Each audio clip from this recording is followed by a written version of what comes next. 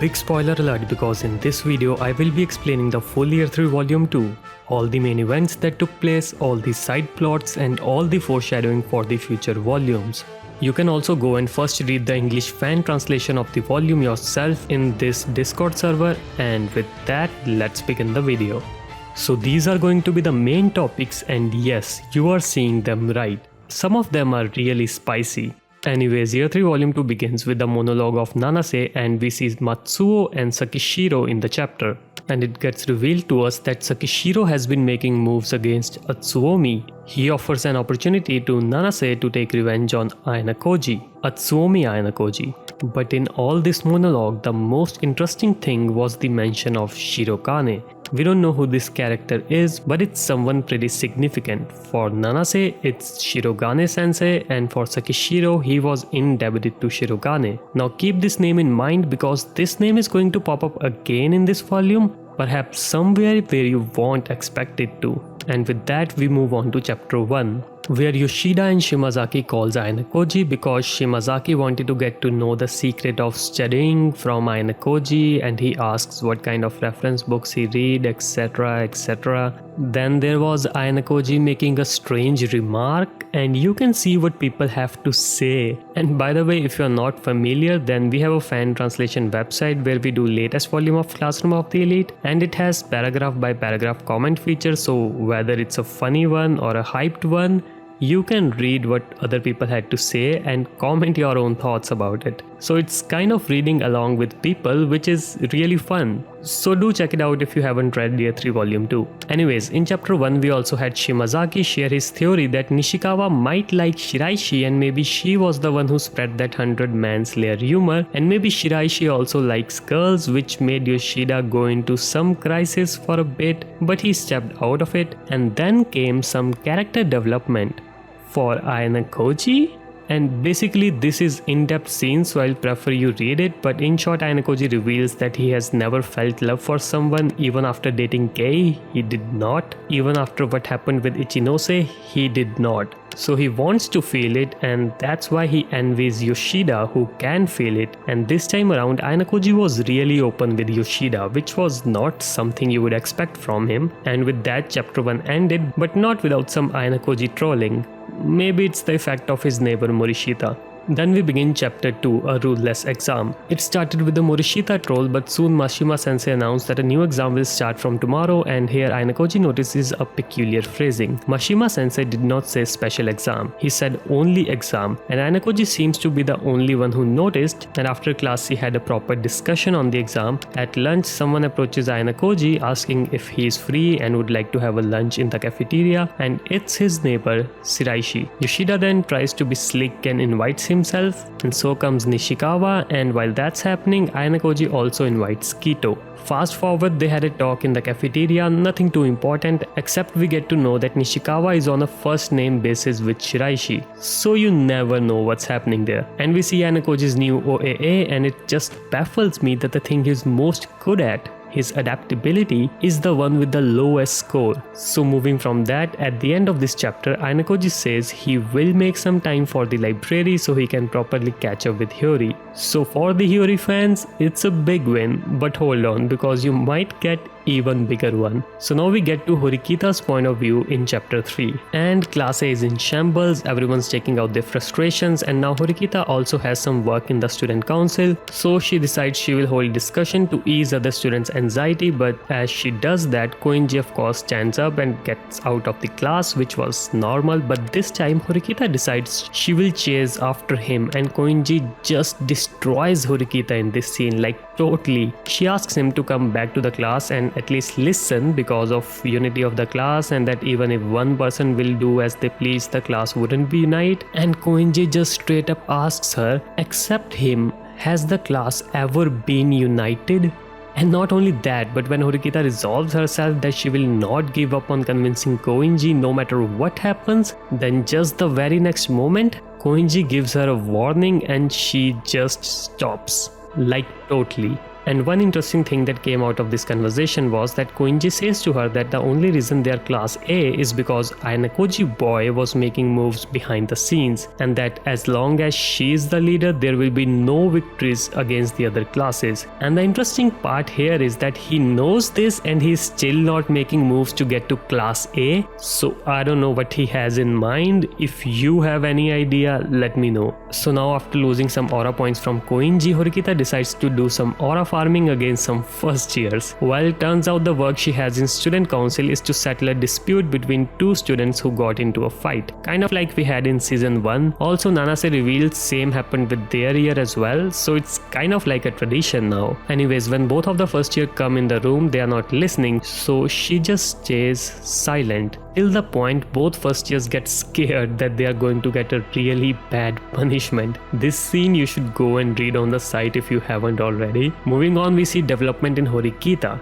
Remember how Ayanokoji used to say to Horikita that sometimes you have to think from a different perspective? I think it was year 2 volume 10 where Ayanokoji was teaching her, like, I'm just saying that you should be able to think from a different perspective. And she applies that here and comes to the conclusion that a girl most likely beat up the first years alone. So who do you think the girl is? Is this the girl, the same one that Nanase was curious about? Or is it our mischievous troublemaker Amasawa? Let me know your thoughts. After that, Horikita goes to Kiyaki Mall where she meets up with Kei and they both are shopping. Horikita said that she wanted to have this discussion with her, and well, Kei exactly predicted the alliance of Ichinose and Ayanokoji, like on the dot. And then Horikita, thinking that she should keep it in the back of her mind, goes to her room where we see Kushida and Ibuki. And as everything is going good and I am happy for Horikita, she reveals that she is not fully healed yet. Sure, she is not in depression, but her heart is not fully healed from Ayanokoji's transfer. But then she brings up the topic of Ayanokoji in their conversation and what is the key to his strength. They go down the rabbit hole of discussing how he could have gotten this strong, since when could he had started training, etc. Then the topic of his past, his parents or someone who knows his past came up, where Kushida finally reveals that she didn't knew Yagami because Horikita was still under the assumption that Yagami was from her middle school. And then the discussion ended with them deciding that Amasawa might be the closest link to Ayanokoji. Then Ibuki and Kushida leave and Horikita goes to Sudo's room, who comes out wearing glasses and a mechanical pencil in his hand. And at this nighttime hour, it turns out Onodera is also in the room, though they were just studying. But I'm happy for Sudo right now. Finally, there's some development for his love life. I'm just thinking we should have gotten a glasses illustration for Sudo and maybe Onodera also in the background. Anyways, Horikita then asks him to accompany her to Koinji's room because she figured out that the exam is most probably school checking their daily lifestyle behavior, to which Koinji might cause problems. They go into his room and Koinji tells Sudo that he should be happy since Sudo is the first guy to ever be in Koinji's room, which Sudo of course didn't appreciate. Then Horikita tried to buy off Koinji, specifically his discipline, for a week for 200,000 points. But Koinji asked for 500,000 points and she agreed. Then he told them to leave or Horikita could accompany him for the night and that he won't let her down, to which Sudo just grabbed Horikita's arm and took her out from the room. And now we move on to chapter 4, which is Ayanokoji's point of view. He was waiting for the elevator, but when it opened, 3 of the class A girls were there who were staring at him, so he didn't went in and waited for the next one, which also had 3 girls but no class A girls. But still Ayanokoji hesitated to get in. You might be thinking why? Turns out it's because Hiyori was in the lift. They had a brief exchange and for the first time he was out of words. He didn't know what to say. Hiyori is making him feel things, but he couldn't talk further because Hashimoto, Shiraishi and Morishita stopped him because they wanted to talk and Hiyori went ahead. Then after school ended, he wanted to go to library, but Hashimoto wanted to continue the conversation, so he decided not to go to the library. And then they went to cafe and it turns out Ayanokoji has a spy in Horikita's class. He actually had info on what Chabashira sensei said, which just confirmed his theory for the rules of the exam. So who do you think that traitor from Horikita's class is? In the cafe there was a bit of confrontation with Ike and Yamauchi's name popped up, but other than that nothing important. But as they're about to leave the Kiyaki Mall, Ayanokoji asks Shiraishi that has she been paying attention to him before he transferred? because something was weird and Shiraishi was out of words. After a while, she just introduced herself and went away. More will be there from this scene from her short story. Anyways, now chapter 5. Ayanokoji is sitting on his seat and he felt like as if someone was pulling his hair, but then he realized that someone was actually pulling his hair, and lo and behold, it's Morishita. She tells him that Yamamura wants to meet him and they both go to mall to meet her, and Morishita just makes fun of Ayanokoji along the way. You know, a scene is always funny when Morishita is in it. Then we see that Yamamura wants to work and help them however she can, so Ayanokoji asks her to keep an eye on Shiraishi, and Morishita as always goes something like this.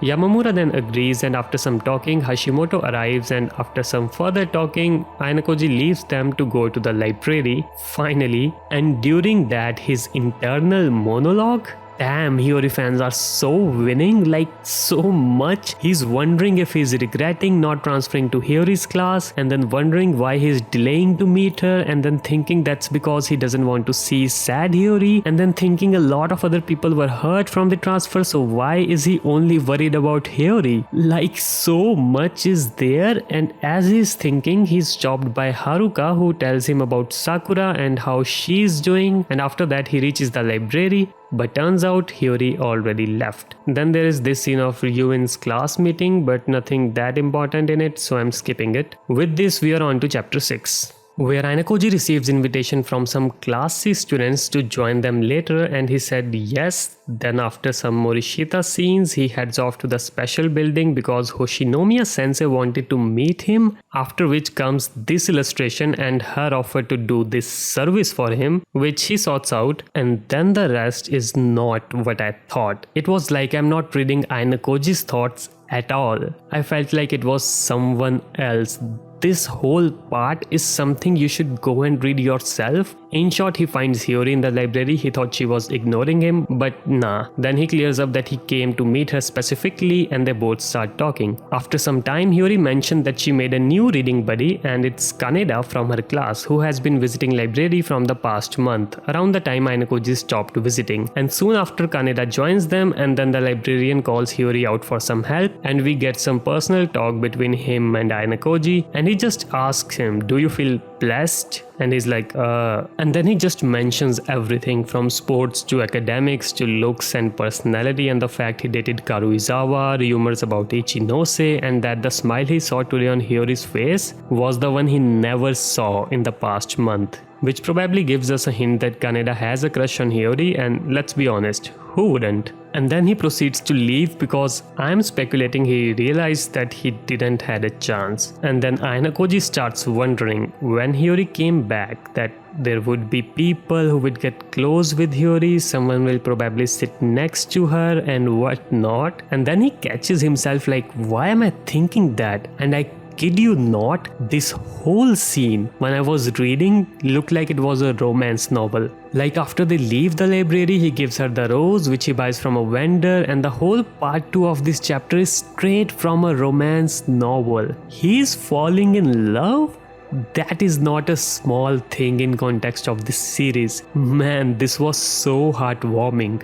And then they go back to the dorms where Hashimoto just takes Ayanokoji with him outside, and he's full on, did you give the rose? And Ayanokoji is like, what made you think that? And the theme here is whenever Hashimoto is asking questions like, are you going to date her? Do you like her? You are treating her special, etc. Ayanokoji doesn't deny it. Instead, he's like, is there a problem with that? And stuff. And Hashimoto is like, date anyone, be it Ichinose, even Karuizawa, or anyone, but not Shina. He thinks this will not be good for the class competition. And Ayanokoji is like, I see, I might be in love with Hiyori. And he said it took a lot of time because he didn't understand what feeling it was. And this scene was yet another surprise because he is so sure near the end that he's ready to dive full on in. All I can say is congratulations to fellow Hiyori enjoyers. This is your moment. Okay, enough, let's go to chapter 7. 2 students from Ayanokoji's class got sick and were absent. Then after school, Ayanokoji went to the gym to talk to Ichinose, and there he met Watanabe, who wanted to join the gym because he wanted to be muscular, lean build. Actually, the main reason was Amikura, but he was a bit hesitant. Anyways, after their conversation, Utomiya happens to be at the reception and he said he's considering to join the gym and then went away. Then Akiyama-san, the receptionist, tells them that he might be interested in his Kohai-chan, so basically a first year girl that came to the gym around 2 days ago. Actually, Utomiya brought her to the gym and she joined, and this girl was physically really good. Akiyama-san mentioned that she was maintaining 20 kilometers per hour on the treadmill and then exercising calmly after that without any fatigue, which is not something you do when you are a 15-16-year-old high school girl. Ayanokoji mentions that some even in White Room were not capable of that, so this mysterious first year is definitely under Ayanokoji's radar now. And this makes me think that she probably is the one that beat up those guys. What do you think? Anyways, this part ended with Akiyama-san confirming if Mashima-sensei is kind of a player or not, like if he's a playboy or not. And then Ichinose and Ayanokoji leaves the gym and head for the dorms, and we get to know the result. Ichinose's class was first, then Horikita and Roen's class tied, and Ayanokoji's class was last because of those 2 students that were absent. And the class points now are as follows. Then he kind of friend-zoned Ichinose, not exactly, but yeah, he's also kind of compared with Hyori, and safe to say he's on to Hyori more. And then comes a really interesting part. Shiraishi receives an invitation from Nanase and they're both sitting back by back in the cafe. Shiraishi tells Nanase that there is no need to worry because nobody will make that connection that they are talking, and only people who can are very few, and the main of which, Kiyotaka Ayanokoji, is in the gym right now. Nanase asks her how can she be so sure. Did she use Nishikawa? Because Ayanokoji will easily recognize that someone is following him and will make that connection. Shiraishi said how she got this information is confidential, and no, she's not using Nishikawa because Nishikawa is just a friend. And then the main topic starts. First, she said to Nanase that contacting her is a violation of the rules. And then Nanase said that she wants to get Ayanokoji expelled at a really unexpected time. Like, wait, I thought we were past this. What the hell is this, Nanase? But Shiraishi just refuses to help, saying that her role is merely of an observer. Nanase then said to keep in mind that if she gets expelled before Ayanokoji's fate is decided, then the situation might flow in the direction that Shirogane-sensei does not desire. So Shiraishi is also connected to this Shirogane person, and she has been in the school from when Ayanokoji enrolled, but she didn't made any move. And Nanase also tried to ask for the names of Shiraishi's comrades, meaning there are more? I don't know. And they talked more. I'm not explaining everything here, so you can go and read yourself from this site or download the PDF and EPUB from this Discord server. And a very important thing, remember how Shiraishi was saying they are safe because Ayanokoji is in the gym? Well, you are dealing with the masterpiece of the White Room. Girls, they did not know about Yamamura. A few chapters ago, Ayanokoji put her on Shiraishi's tail, so now they are exposed. Not to mention the kind of conversation they had could have been easily done on a phone call. What was the need to even meet? I don't get it. Anyways, with that, we move on to the epilogue. Horikita calls out Karuizawa to ask about Ayanokoji. Karuizawa tells her as much as she can, and then they go to Keaki Mall, and Horikita said the other reason for calling her was Amasawa. So turns out Horikita has been tailing Amasawa for quite some time, and looking at her behavior, which seemed similar to early Ayanokoji, like not much friends, spending time alone. And as she's tailing him, she receives a message that said, "I am waiting at the student council room," from an unknown number. So she decides to leave the tailing and go there because as the president she should... No, actually she thought it might be from Ayanokoji. But it turns out it was from Ishikami. His reason was to ask why the student council was looking into Amasawa. He said since they are from the same class, he doesn't know how it will be perceived and affect their class. So then Horikita tells him the reason about Ayanokoji and that she thinks Amasawa knows his past. He then provides info and says that his name should remain confidential. By the way, a lot of confidential stuff in this volume. Anyways, he told Horikita that Nanase might know about Ayanokoji's past. Horikita then asks for cooperation, but he says he can't really since he doesn't want his name out, but will try to help as much as he will be able to while remaining in the shadows.